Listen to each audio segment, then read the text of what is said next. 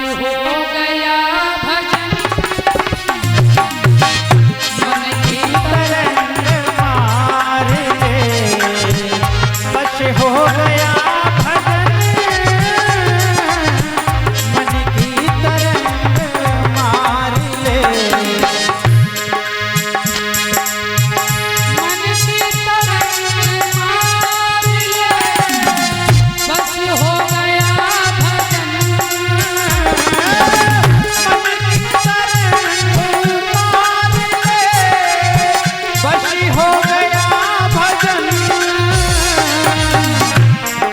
और आदत पूरी सुधार ले। क्या रे? आदत पूरी सुधार ले, बस हो गया भजन मन की तरंग मार ले। बस हो गया भजन मन की तरंग मार ले।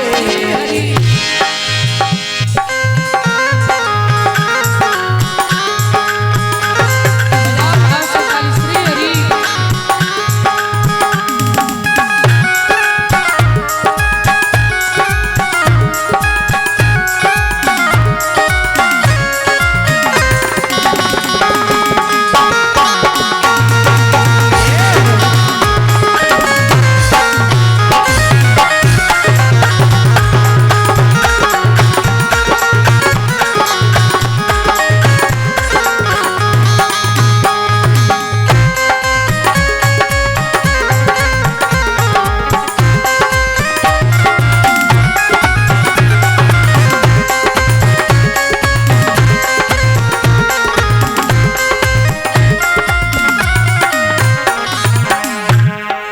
मन की तरंग मार ले, बस हो गया भजन।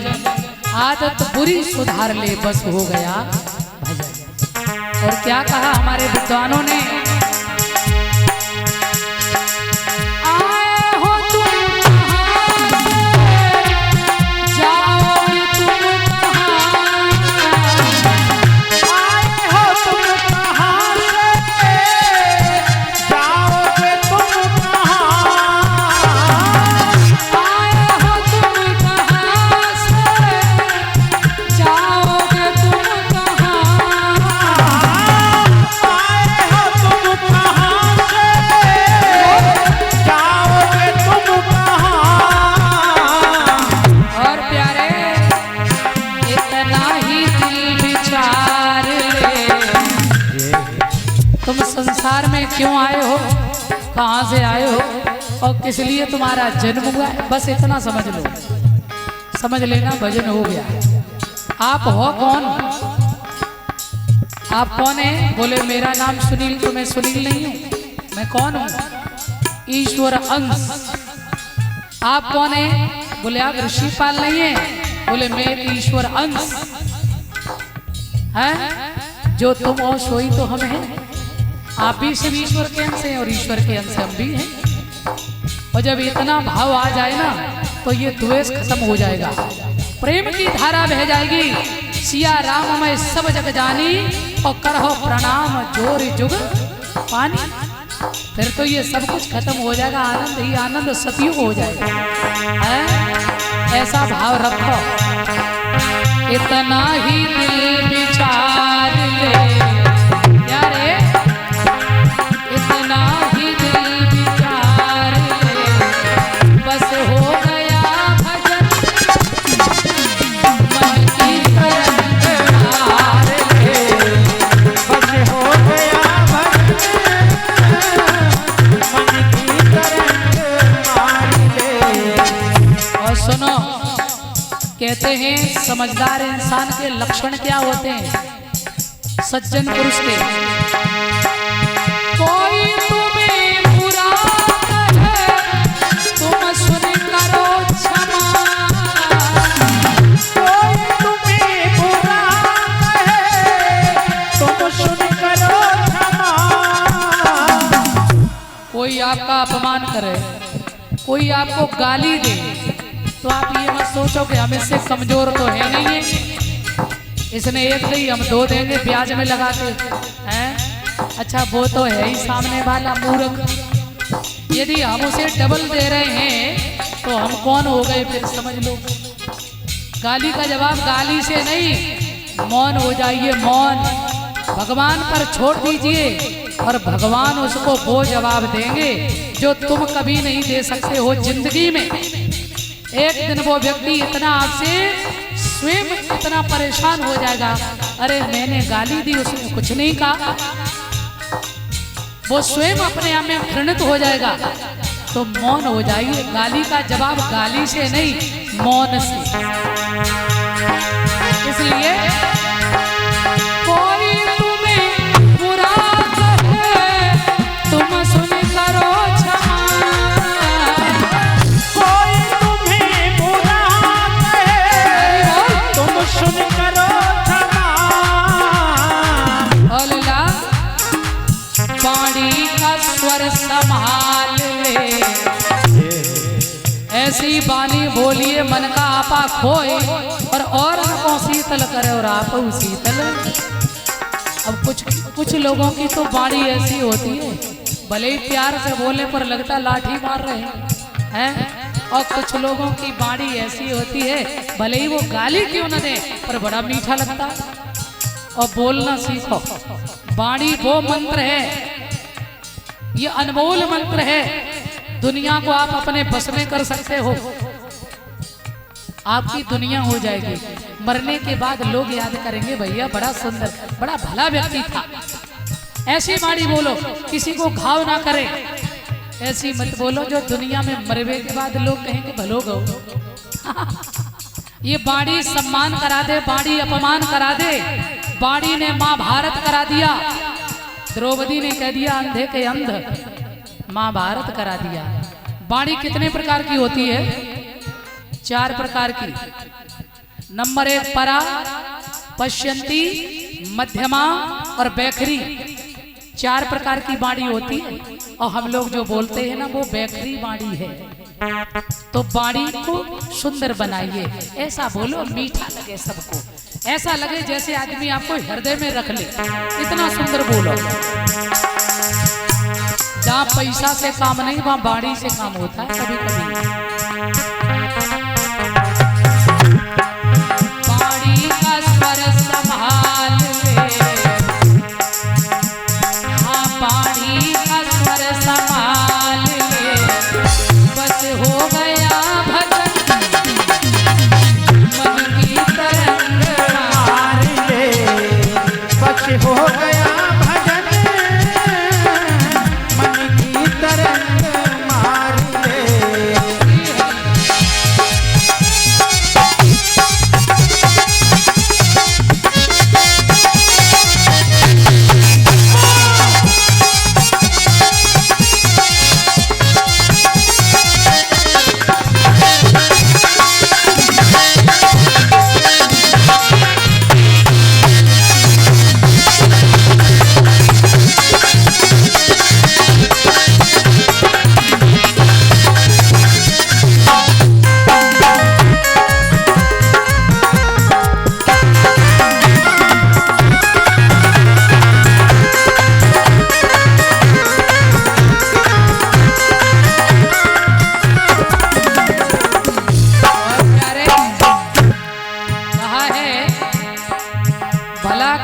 कर न सको तो बुरा किसी का मत करना, और पुष्प नहीं बन सकते हो तो कांटे बनकर मत रहना।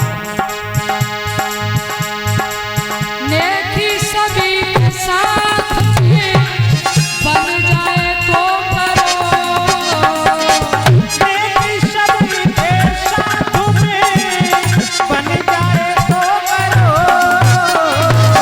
अच्छा करो अच्छा मिलेगा। कहते हैं कर्म प्रधान विश्व रचराखा, आप अच्छा करेंगे तो आपके लिए भी अच्छा ही होगा। ना भुक्तम सीयते कर्मा जन्म कोट सतैरपि अवश्यम एव भुक्तव्यम कर्म। कहते हैं ना जिसका कर्म श्रेष्ठ है समझ लो उसका सब अच्छा है। ना भुक्तम क्षीयते कर्मा जन्म कोट सतैरपि अवश्यम एव भुक्तव्यम कृतम कर्म शुभाशुभम। और रामचरित में बाबा कहते हैं कर्म प्रधान विश्वरच राखा। और इंग्लिश में इसी को कहते हैं टिट फॉर टैट, जैसी करनी वैसी भरनी। नेकी सभी के साथ में बन जाए तो करो, नेकी सभी के साथ में बन जाए तो करो। मत शिरपति का भार लो,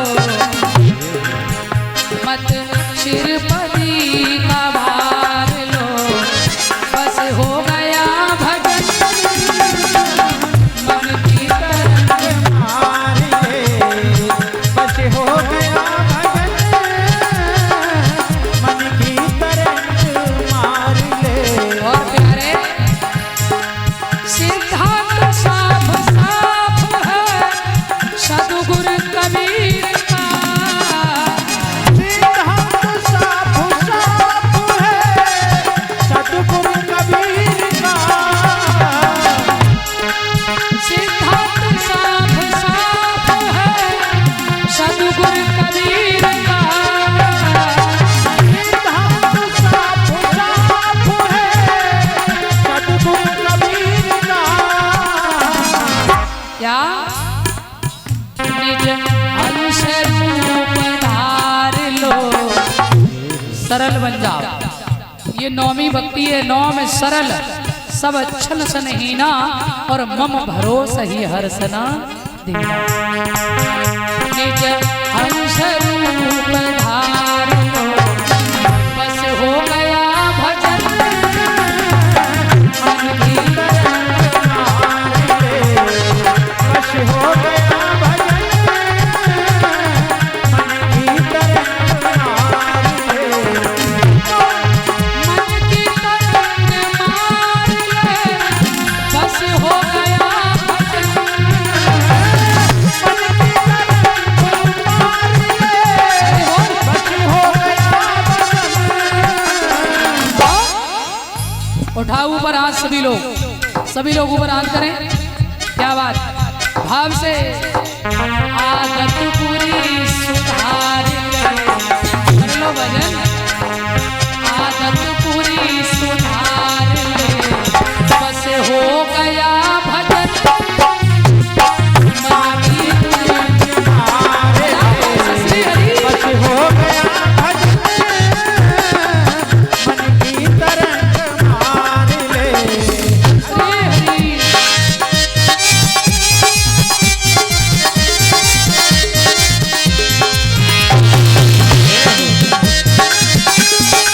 और बड़ा लो ढोल बजा बजा नहीं। हरि बोल।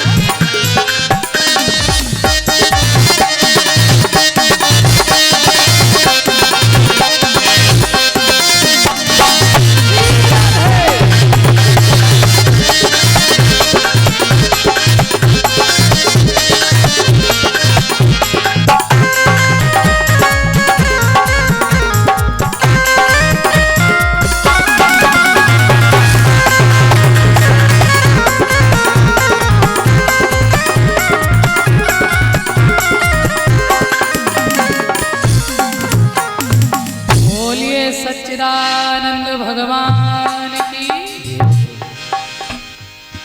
मन की तरंग मार ले, बस हो गया भजन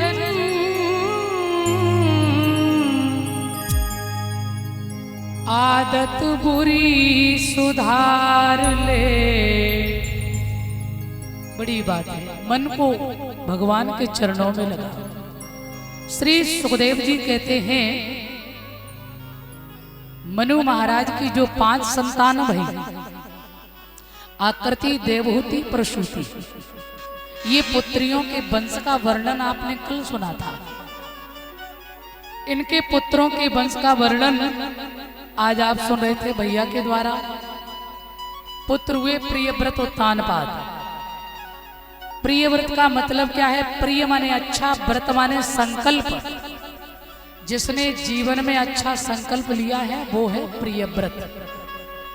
उत्तानपाद, उत्तानपाद की दो नारी हैं सुरुचि सुनीति। अध्यात्म में ध्यान देंगे, ये उत्तानपाद क्या चीज है?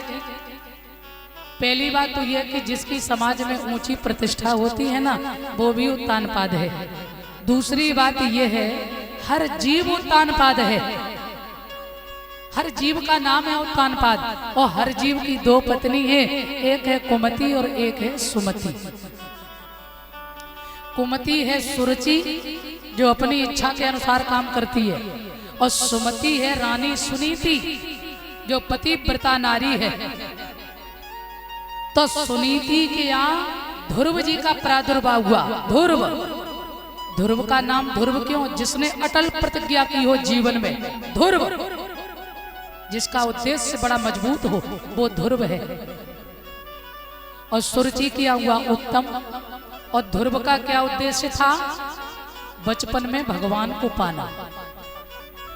5 वर्ष की उम्र में ध्रुव ने भगवान को प्राप्त किया। ध्यान देना। और ऐसे नहीं, प्रथम महीना जब आरंभ हुआ भजन का, तो ध्रुव जी ने 3 दिन तक कुछ भी नहीं खाया। 3 दिन के बाद केवल फल खा के भजन कर रहे हैं। अखंड भजन, ओम नमो भगवते वासुदेवाय, ओम नमो भगवते वासुदेवाय। भजन का दूसरा महीना आरंभ हुआ। 6 दिन तक कुछ भी नहीं खाते हैं। 6 दिन के बाद केवल पत्ते खाकर भजन। देखो, साधना कोई छोटी बात नहीं है। अखंड भजन चल रहा है। ओम नमो भगवते वासुदेवाय, ओम नमो भगवते वासुदेवाय। भजन का तीसरा महीना आरंभ हुआ। 9 दिन तक कुछ भी नहीं खाते हैं। 9वें दिन केवल जल पीकर भजन कर रहे हैं। अखंड भजन। चौथा महीना आरंभ हुआ। 12 दिन तक कुछ भी नहीं खाते हैं। फिर केवल और केवल वायु पीकर भजन। और 5वां महीना जब आया है, पर तो 5वें महीने में ध्रुव ने अपनी प्राण वायु को रोका, भगवान के चरणों में केंद्रित कर दिया। और ऐसा ही नहीं, जब ध्रुव ने अपनी श्वास को रोका है ना, तो सभी जीव जंतुओं के प्राण अवरुद्ध हो गए। सबकी श्वास रुक गई। सब देवता तितर बितर परेशान हो गए, व्याकुल हो गए, बेचैन। ये क्या हुआ? भाग पड़े श्री हरि के पास। भगवान से कहते, त्रहमाम त्रहमाम, हे हरि मेरी रक्षा करो। नैवम विदामो भगवन प्राण रोधम, चराचरस्य अखिल सात्वम धामना, विदेहि तन्नो ब्रजनाद मोक्षम, प्राप्ता वयम त्वाम शरणम शरण्यम। भगवान ने कहा, चिंता ना करो देवताओं, तो मैं आपकी रक्षा करेंगे। ये कोई और नहीं है, ये माता सुनीति का बेटा ध्रुव भजन कर रहा है। देखो, भजन भक्त करता है और भगवान के दर्शन के लिए। ध्यान देना, बड़े समझने की बात है। भगवान के दर्शन के लिए भक्त भजन करता है, परंतु जब भक्त की भक्ति श्रेष्ठ होती है तो भगवान स्वयं भक्त के दर्शन करने आता है। बोल जय श्री कृष्ण। भगवान ने कही, हम जाएंगे आज। स्वयं भगवान गए मधुवन में, जहाँ ध्रुव जी एक पैर से खड़े भगवान का भजन कर रहे थे। झांकी सामने खड़ी है और वही झांकी हृदय में बसी है। अब भगवान भी खड़े हैं। बड़ी देर हो गई और जैसे ही सामने देखा तो एकदम से ध्रुव ने आंखें खोली। दोनों को देख रहे हैं, कोई कुछ बोल नहीं रहा है। अब बड़ी देर हो गई। भगवान ने कही, जे अच्छो भगत भैया, जे तो ना प्रणाम, ना अर्चन, ना बंदन, ना कोई स्तुति। ध्रुव जी भी चुपचाप खड़े। थोड़ी देर में भगवान मुस्कुराए। और जब भगवान मुस्कुराए, भगवान को देखकर भी ध्रुव जी मुस्कुरा गए। और इन दोनों को देख करके देवता मुस्कुरा रहे, और इन तीनों को देख करके सुखदेव जी हंस रहे, और इन चारों को देखकर परीक्षित हंस रहे। इन 5 की हंसी को देख करके पूरा ऋषि मंडल हंस रहा है। भगवान क्यों हंसे? बोले इसने कोई हमारी अर्चना वंदना ना करी। और ध्रुव जी इसलिए हंसे कि मुझे कुछ आता जाता ही नहीं है, मैं क्या बोलूं, कोई मंत्र पता नहीं। देवता इसलिए हंस रहे हैं कि ऐसा ध्रुव है भैया, ऐसा चांस हमें मिलता तो वरदानों की लिस्ट पे लिस्ट लगा देता भगवान के सामने। हाँ, कैसा बढ़िया मौका मिला, ध्रुव कुछ मांगे ही नहीं रहा। तो सुखदेव जी इसलिए हंसे, अरे देवताओं तुम बड़े स्वार्थी हो, क्या मांगना? पायो जी मैंने राम रतन धन पाया। जब भगवान मिल गए तो क्या मांगना भैया, भगवान से बड़ी चीज क्या है? तो कहने लगे, वो परीक्षित इसलिए हंस रहे हैं सुखदेव भगवान। सुखदेव भगवान कह रहे हैं, तो सुखदेव जी को देख करके परीक्षित कहने लगे हैं, भगवान मेरा परम सौभाग्य है, आज आपकी कृपा से आज आपने सुंदर सुंदर झांकियों का मुझे दर्शन कराया है, भगवान की अमृत रूपी कथा का आनंद दिया। अच्छा, और बोले सब ऋषिगण इसलिए हंस रहे हैं, धन्य हो परीक्षित, यदि तुम्हें श्राप नहीं होता तो जो सच्चिदानंद की कथा सुनने का हमें सुखदेव जी के द्वारा अवसर नहीं मिलता। ध्यान रखना, उसी समय भगवान ने शंख लिया, अपनी झोली से शंख निकाला और भगवान ने क्या किया, ध्रुव जी के गाल से लगाया। सारा ज्ञान भगवान ने दे दिया, ध्रुव जी ने आनंद लिया। मेरे भगवत प्रेमियों, भगवान की बड़ी सुंदर स्तुति की। अब बोले हमें कुछ नहीं चाहिए प्रभु। भगवान ने सोचा आए तो कुछ और बात के लिए थे आप, और दर्शन पाके मन में वैराग्य हो गया, अब आपको छोड़ के नहीं जाएंगे प्रभु। भगवान बोले पहले घर जाओ। क्यों? मैया से कछु और कही ना, पहले पिता की राजगद्दी को संभालो और फिर आप हमारे धाम के लिए आना, आपको हमारे धाम के दरवाजे सदा खुले मिलेंगे। प्रणाम किया, भगवान अपने धाम गए और ध्रुव जी कहते ऐरावत हाथी पर बैठकर अपने अयोध्या राज्य में गए। मौसी को प्रणाम किया सबसे पहले, मौसी तू धन्य है। और देखो सच्चा हितकारी वही होता जो तुम्हें भगवान से मिला दे, चाहे जो हो। सुरची ने कहा था कि तू भगवान को प्राप्त कर तब इस राजगद्दी का मालिक बनेगा। आज सुरची को मन में बड़ी हीनता लग रही है कि मैंने ये क्या कर दिया, ये तो जिंदा वापस आ गया। ध्रुव ने कहा नहीं माँ, आप अपने मन को कभी भी छोटा मत करना। क्यों? एक वो माँ है जिसने जन्म दिया है, पर उससे भी बड़ी तुम हो जो तुमने मुझे नारायण से मिला दिया। ऐसे शब्द नहीं बोलती तो कहाँ भगवान मिलते। माँ तू धन्य है। पिता का दर्शन किया, माँ का दर्शन, पिता ने राजगद्दी का मालिक बनाया, 36,000 वर्ष राज्य चलाया ध्रुव ने। और कहते हैं सुरची का बेटा जब यक्षों के युद्ध में मारा गया तो ध्रुव जी के मन में क्रोध भी आया और अहंकार भी। अच्छा, बताते हैं कि जो भगवान को प्राप्त कर ले तो उसको अहंकार और क्रोध नहीं होना चाहिए। फिर ऐसा क्यों? तो ध्यान देना, कहते हैं ध्रुव ने भगवान तो पाए थे। भगवान को पाना सरल है, लेकिन भगवान को हृदय में रख पाना ये बहुत कठिन है। आप किसी से जब नए नए मिलो तो कितना अच्छा लगता है, उतना ही प्रेम सदा यदि बना रहे। देखा, नई शादी होके आए बच्चों की तो बात ही अलग होती है, फिर वो इतना प्रेम का बहू के सामने कुछ दिखाई नहीं देता है, और फिर धीरे धीरे धीरे धीरे घटने लगता है। बच्चे हुए, परिवार बढ़ा, उम्र बढ़ी, फिर और कम हुआ, फिर 2-4 साल बाद और फिर थोड़ा थोड़ा दोनों में नोक झोंक भी शुरू होने लगती है। एक समय वो आता कि पत्नी को पति की बदबू मारती है और पति को पत्नी की बदबू मारती है। बोल गोविंद भगवान की है कि नहीं है मैया? और बुढ़ापे में तो फिर मैया कहती है, बाप और मैया को बंटवारो है जात भैया। लड़का बंटवारे ही कर देते, बोले छोटे के पास के फलाने के पास ये रहो वो रहो, बंटवारा भी हो जाता। और फिर अम्मा से डोकर कहते हैं, सुन जे लड़कने के चक्कर में ज्यादा मत पड़े, हमें तो संग दिए, हमारे संग रहो। तो डोकरी कहती बाहर में खिंच जाओ जाए, हमें जरूरत नहीं, हम तो भाई लड़के के ही संग रहिए, बोल गोविंद भगवान की। अच्छा ऐसे तो नहीं बोलती होंगी, मगर फिर भी ये सच है कि जो प्रेम पहले होता है वो उतना नहीं रहता है। भगवान को पाना सरल है, रख पाना बहुत कठिन है। तो कहते हैं अहंकार हुआ, क्रोध हुआ, क्यों? क्योंकि अभी ध्रुव जी को भगवान तो मिले थे परंतु सत्संग नहीं मिला था।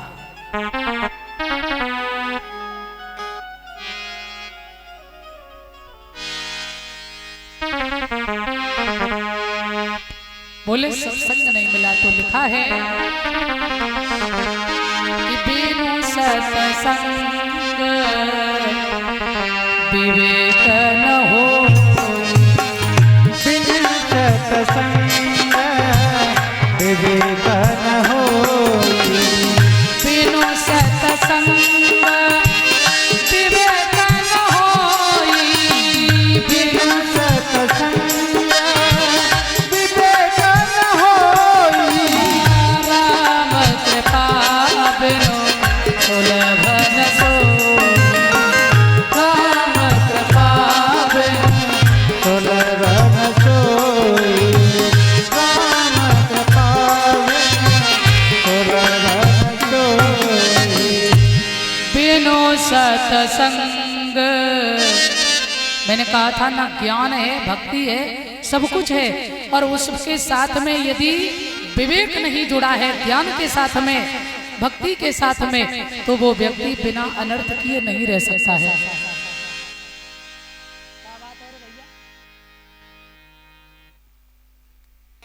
तो प्यारे, इसलिए विवेक का होना परम आवश्यक है।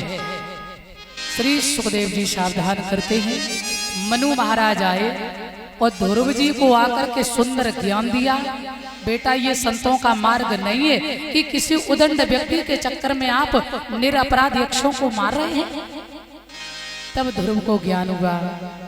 कहते हैं मनु महाराज समझा के जाते हैं और इधर ध्रुव ने अंत में भजन किया और भगवान को प्राप्त किया है। संतों का बड़ा आशीर्वाद होता है। बोल सच्चिदानंद भगवान। श्री सुखदेव जी कहते हैं राजन, ध्रुव जी के पुत्र हुए हैं उत्कल और इनके ही वंश में आगे चल के हुए हैं महाराज वेणु। वेणु के हुए हैं पृथु। पृथु ये भगवान का 24 अवतार में एक अवतार है, पृथु अवतार। क्योंकि वेणु जो था ये उदंड था, गौ ब्राह्मण सबका अपराध कर रहा था। संतों ने साफ दिया, मृत्यु हुई, शरीर की पुनः मंथन किया गया तो उसे पृथु भगवान का अवतार हुआ। और अर्ची नाम की जो साक्षात लक्ष्मी है वो इनकी पत्नी के रूप में आई। देखा संसार में दुर्भिक्ष पड़ा है तो पृथु ने जो स्वयं भगवान स्वरूप आज इतना आनंद दिया जनता को, प्रजा को। चारों तरफ मानो सुख शांति की वृष्टि हो रही, फसलें सुंदर हो गई, जहां बंजर हो चुकी थी जमीन, सबका भरण पोषण और सब आनंद में जी रहे हैं। अच्छा, पृथु ने 99 यज्ञ किए, नारायण भगवान प्रकट हुए। इंद्र ने सोची शायद हमारा पद ना छीन ले, पर पृथु समझ गए इन्हें डर है तो उन्होंने तुरंत 99 यज्ञ करके छोड़ दी। नारायण प्रकट हुए, उन्होंने वरदान दिया, शक्ति का वरदान दिया। बोले प्रभु हमें ऐसी शक्ति दो, ये 2 कानों से हम भगवान की कथा सुन के तृप्त नहीं हो रही, हमें 10,000 कानों की शक्ति प्रदान करो। भगवान ने कहा 2 कान से तो लोग सुनना नहीं चाहते और तुम 10 कान से सुनोगे। बोल गोविंद भगवान। तो आज कहते हैं इंद्र ने अपनी पुत्री का विवाह किया पृथु महाराज के साथ और इन्हें एक सुंदर विद्या प्रदान की है जिसको कहते हैं अंतर ध्यान। इससे इनके बेटा को प्रसन्नता हुई तो इनके बेटा हुए हैं पृथु महाराज के अंतर ध्यान। अंतर ध्यान